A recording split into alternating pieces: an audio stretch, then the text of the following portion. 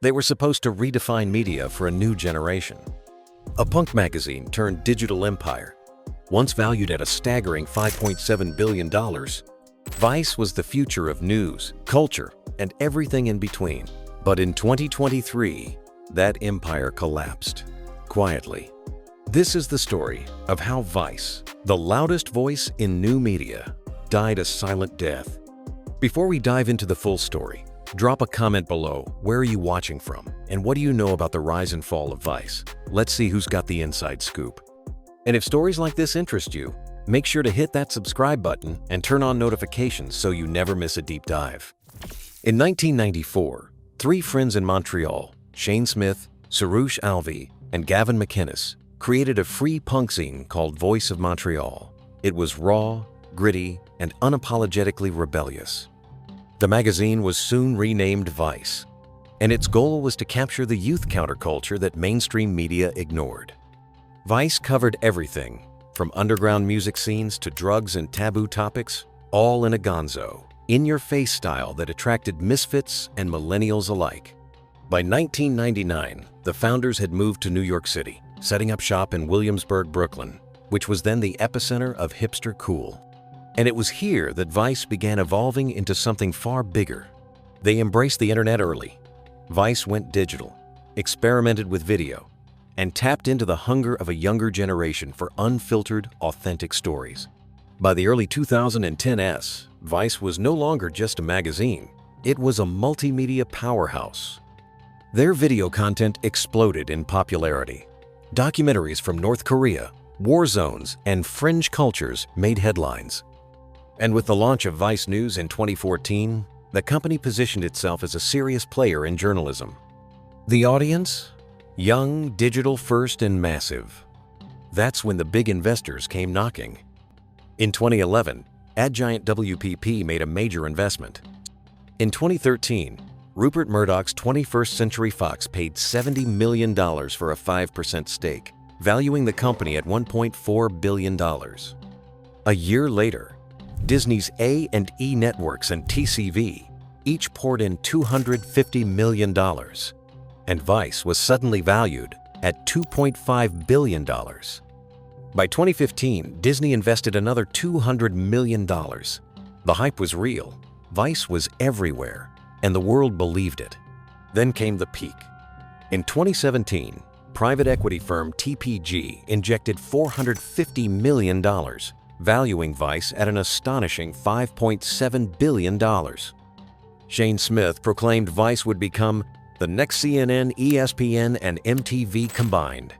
But behind the scenes, cracks had already formed. Vice's image was rebellious, but internally, it was becoming a chaotic mess. In 2017, an expose by the New York Times uncovered a toxic work culture riddled with sexual harassment, misogyny, and misconduct. More than 24 women came forward. The media darling's image began to crumble. Shane Smith stepped down. In 2018, seasoned television executive Nancy Dubuc was brought in as CEO. Her job? Fix the culture, cut costs, and finally turn a profit. But the numbers weren't on her side. Vice had never achieved sustained profitability. For all its edgy content and viral videos, the business model wasn't working. Vice was a classic case of too much money, too soon. It tried to do everything: digital, television, film, a creative agency, even a cable channel, Viceland. But spreading itself thin came at a cost. Vice's core model relied heavily on advertising, but in a digital world dominated by Facebook and Google, Vice couldn't compete. The platforms owned the audience and took most of the ad dollars.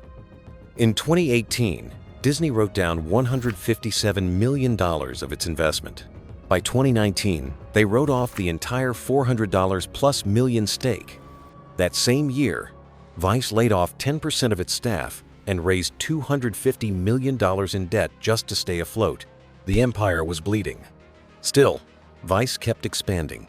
In 2019, it acquired Refinery 29 for $400 million in stock. The merger was meant to diversify its audience, but instead, it added more weight to an already sinking ship. Then came the pandemic. 2020 hit hard. Advertising budgets shrank. Vice, reliant on brand deals and media buys, took another hit. It laid off 155 more staff. CEO Dubuc admitted the platforms were choking them. Their audience existed on YouTube, Facebook, and Instagram, but the revenue didn't follow. By 2021, Vice explored going public via a SPAC deal, but investors balked. The deal fell through. That year, James Murdoch invested $85 million through his firm Lupa Systems, but it wasn't enough. Vice's co-founder Shane Smith relinquished control. The company was now run by investors, a far cry from its punk origins. In 2022, Vice missed its revenue target by over $100 million. Behind the scenes, debt was mounting. The company's structure was bloated with preferred stock and repayment obligations. It had raised hundreds of millions, but was now choking on its own capital structure. The writing was on the wall. In early 2023, CEO Nancy Dubuc stepped down. A desperate loan of $30 million from lenders Fortress Soros Fund and Monroe Capital kept Vice alive for a few more weeks. But layoffs continued. Vice canceled its Vice News Tonight program, shut down Vice World News, and axed over 100 employees. And then, on May 15, year 2023, it was over. Vice Media filed for Chapter 11 bankruptcy. A company once worth $5.7 billion was now sold to its own lenders for just $350 million, about 6% of its peak value. Disney, Fox, TPG, James Murdoch, all wiped out. Their investments? Worthless. The sale was approved in June. The Fortress-led group took control. Vice, the media empire that had promised to revolutionize the news, was now a humbled shell. Vice's downfall isn't just a company story, it's a media industry autopsy. The belief that scale equals profit was a lie. Vice built a massive global audience, but never owned it. Facebook and Google did. The company relied too heavily on hype and funding, rather than sustainable revenue. When the money dried up, so did the illusion. Its culture, once cool and disruptive, became toxic and chaotic. Leadership changes came too late. And as competitors like BuzzFeed News and Vox also faltered, it became clear the digital media boom was a bubble. Vice's fall is a warning to every startup chasing viral fame without a business model. Today, Vice still exists, slimmed down, owned by creditors. No longer the loud, cocky media rebel, but a more cautious brand trying to survive. Its founders are gone. It's the newsroom, decimated. Its ambitions, humbled.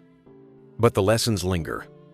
Vice proved that young people want real stories, raw content, daring journalism. It also proved that even the most hyped brand can die quietly when its foundation isn't built to last. From a Montreal zine to a $5.7 billion empire. To go bankrupt in less than a decade, Vice wasn't defeated by its enemies. It was defeated by its own success. The silent death of Vice wasn't just about one company. It was the end of an era. Vice rose fast, burned bright, and faded quietly. Its story is a warning to every company chasing growth without a foundation, and a reminder that even the loudest voices can go silent. If you found this story insightful, don't forget to like this video, subscribe to the channel, and turn on notifications so you never miss powerful stories like this. Let us know in the comments. Do you think Vice could have been saved? Thanks for watching. We'll see you in the next one.